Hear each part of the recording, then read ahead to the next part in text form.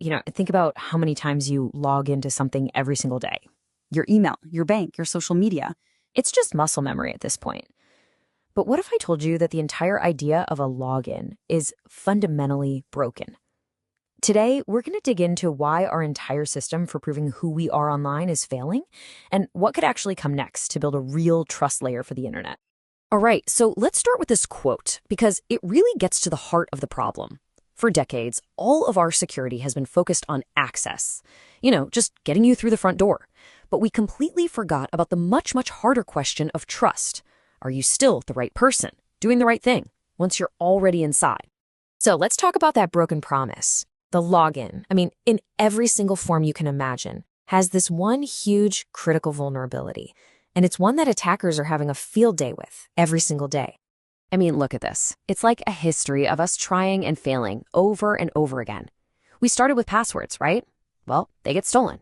So we moved to one-time codes sent to our phones. Those get spoofed. Then came the big one, multi-factor authentication, or MFA. Surely that's secure. Nope, it gets phished.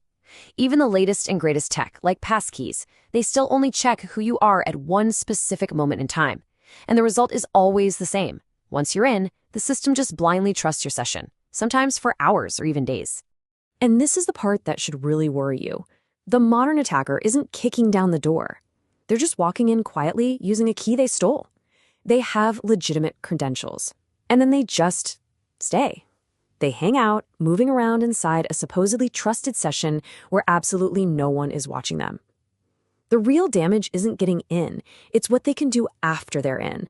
So all of these little failures, they're not separate problems. They all point back to one much bigger, much deeper issue.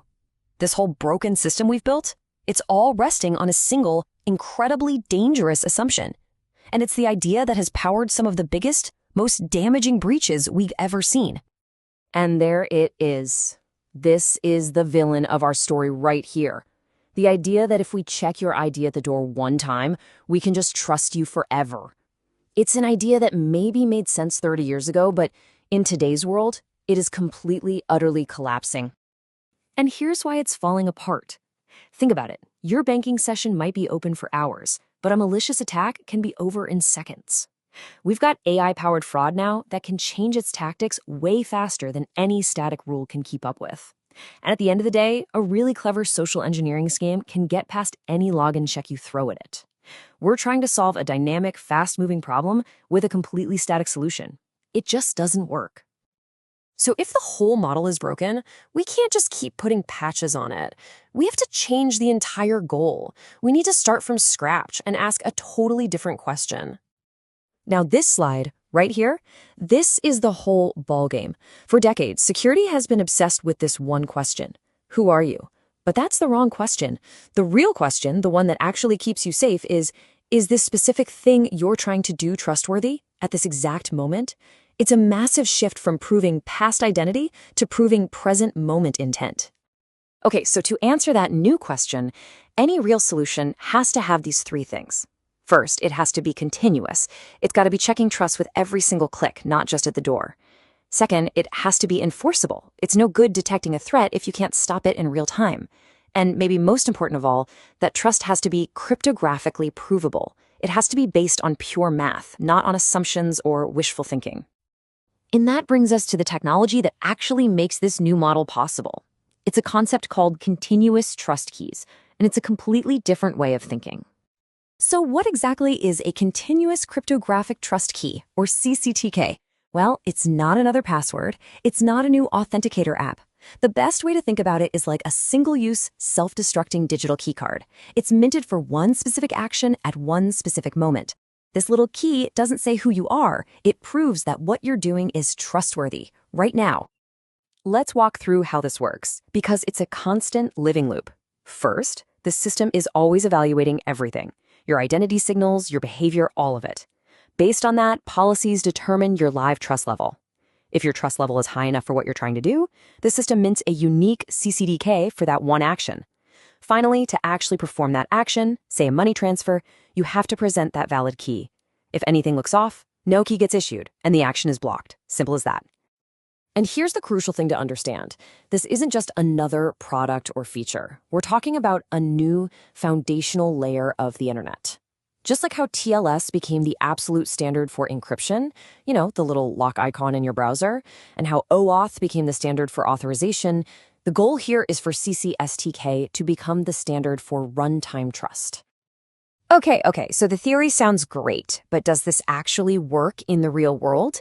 Let's take a look at the actual impact this has on things like fraud and compliance. So for one big fintech company that put this model into practice, they saw an 87% drop in fraud incidents. That's not a typo, 87%. And what does that mean in real money? For that one company, it translated into $14.2 million in savings every single year. And it's not just about stopping bad guys. Look at this. A huge multinational bank saw a 94% reduction in the number of manual compliance reviews they had to do. Why? Because trust could finally be proven automatically with math. The impact on their bottom line was, it was staggering. $22 million in annual compliance costs, just gone, wiped out. So let's zoom out for a second and think about the future. Because this shift isn't just important for today's problems, it is absolutely essential for the AI-driven world we are all hurtling towards. It really forces us to ask a pretty wild question. In a future where our software, our AI agents, are acting for us, what does trust even mean when there's no human being there to type in a password or tap a notification? Because let's be honest, that's the reality that's coming. We're going to have autonomous AI agents making purchases for us. Billions, maybe trillions of machine-to-machine transactions happening with zero human involvement. In that world, there's no login screen. There's no MFA prompt. You can't challenge an AI. The old model of authentication doesn't just fail, it becomes completely irrelevant. And that leaves us with this final, really powerful idea that in the very near future, maybe just 5 years from now, the fundamental security question that every app and service asks won't be, are you logged in? It'll be, can you present a valid, cryptographically proven trust key for this exact moment? It's a total shift from authenticating who you were in the past to proving you are trustworthy right now.